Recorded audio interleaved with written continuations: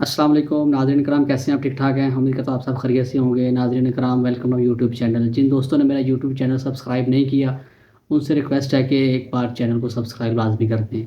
और आज का हमारा टॉपिक होगा जो गवर्नमेंट ऑफ पाकिस्तान ने नए टैक्सेस इंपोज किए हैं, उसकी डिटेल आपको बताएंगे। जो सैलरीड पर्सन पे टैक्स लगेगा उसकी सारी डिटेल आपको बताएंगे।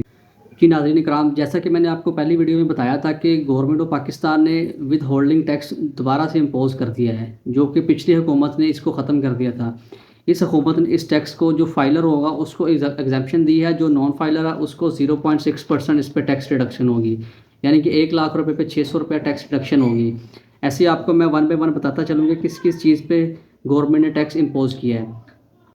और इसी तरह और भी डिफरेंट टैक्सेस इम्पोज किए गए हैं, मैं आपको सारे बताता हूँ वन बाई वन। तो विद होल्डिंग टैक्स के बाद आता है जो आप कोई भी इंटरनेशनल ट्रांजैक्शन करते हैं, वो क्रेडिट कार्ड से करें या डेबिट कार्ड से करें, उस पर 2% टैक्स इम्पोज कर दिया गया है जो फाइलर होगा उसको, और 10% टैक्स पड़ेगा जो नॉन फाइलर हैं। यानी कि कोई भी इंटरनेशनल ट्रांजैक्शन अगर होगी कार्ड के थ्रू तो उसके ऊपर भी टैक्स लागू हो चुका है। और इस तरह अगर आप प्रॉपर्टी को भी परचेज़ करते हैं, प्रॉपर्टी की परचेज़ के ऊपर 2% टैक्स आपको लगेगा अगर फाइलर हैं आप, और 7% टैक्स लगेगा अगर आप नॉन फाइलर हैं। और अगर आप प्रॉपर्टी की सेल करते हैं, सेल के ऊपर 2% टैक्स लगेगा फाइलर को और 4% लगेगा टैक्स नॉन फाइलर को। और ऐसा ही उसके बाद नंबर आता है टैक्स जो सेविंग अकाउंट होते हैं उसके ऊपर।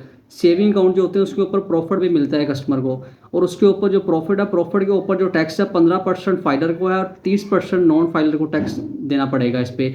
ये तो प्रीवियस जो टैक्स था ये वैसे ही है, इसको चेंज नहीं किया गया। और ऐसे ही जो रेंट की इनकम है उसके ऊपर टैक्स 5 से 15% तक फाइलर को कर दिया गया है, और 10 से 15% जो है वो नॉन फाइलर को टैक्स कर दिया गया है। और प्राइस बॉन्ड का जो इनाम निकलता था उसके ऊपर भी टैक्स जो ऑलरेडी प्रीवियस चल रहा था वही है, 15% फाइलर के लिए है और 30% है जो वो नॉन फाइलर के लिए है। और प्राइस बॉन्ड के बाद नंबर आता है मोटर व्हीकल की लीजिंग के लिए। अगर आप किसी भी बैंक से मोटर व्हीकल अपनी को गाड़ी वगैरह लीज करवाते हैं, अगर आप फाइलर हैं तो आपको 0% टैक्स है। अगर आप नॉन फाइलर हैं तो आपको 12% टैक्स पे करना पड़ेगा। अगर आप कोई भी व्हीकल गाड़ी खरीदते हैं उसकी रजिस्ट्रेशन करवाते हैं, अगर आप फाइलर हैं तो आपको 10,000 रुपये से लेके 5 लाख रुपये तक टैक्स पे करना पड़ेगा। ये गाड़ी की वैल्यू के ऊपर डिपेंड करता है, कितनी वैल्यू की गाड़ी है उस पर उतना ही परसेंट टैक्स पड़ेगा। और ऐसे ही जो नॉन फाइलर होगा उसको 30,000 से लेके 15 लाख रुपए तक टैक्स पड़ेगा। और ऐसे ही जो एनुअल टैक्स लगता है टोकन के ऊपर, जो गाड़ी का टोकन वगैरह लगता है उसके ऊपर 800 रुपये से लेके 10,000 रुपये तक टैक्स पड़ेगा फाइलर को। अगर आप नॉन फाइलर हैं तो आपको 1,600 रुपये से लेके 20,000 रुपये तक टैक्स पड़ेगा। और ऐसे ही अगर आप कोई भी मंथली डोमेस्टिक इलेक्ट्रिसिटी यूज़ करते हैं, कोई भी बिजली के बिल वगैरह अगर आपको हैं, अगर आप 25,000 रुपये या 25,000 रुपये से ज़्यादा की कंजप्शन करते हैं यूटिलिटी बिल की, तो उसके ऊपर आपको अगर फाइलर हैं तो 0% टैक्स, अगर आप नॉन फाइलर हैं तो आपको 7.5 7.5% टैक्स पे करना पड़ेगा।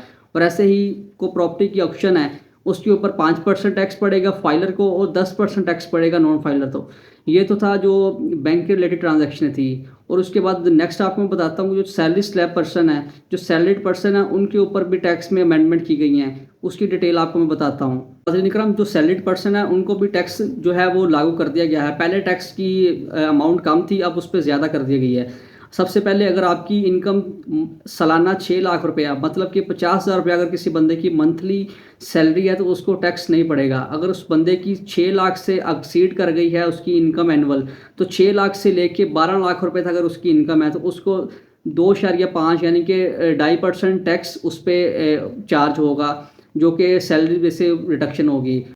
और ऐसी अगर आपकी सैलरी 12 लाख से लेकर 24 लाख के दरमियान है तो आपको 15,000 रुपये प्लस 12.5% टैक्स पे करना पड़ेगा। और ये जो टैक्स होगा ये 12 लाख से जो ऊपर सैलरी होगी उसके ऊपर टैक्स लगेगा।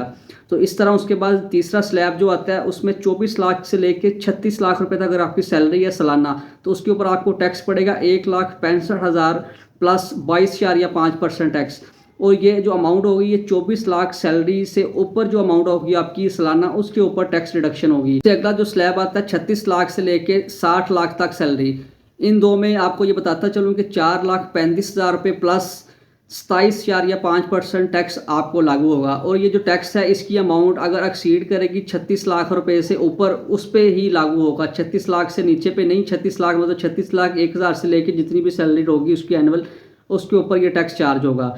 उसके बाद जो आखिरी स्लैब है उसमें 60 लाख से ऊपर अगर सैलरी एक्सीड कर जाती है किसी बंदे की एनुअल इनकम, तो उसको 10,95,000 रुपये टैक्स प्लस उसमें 35% टैक्स रिडक्शन होगी।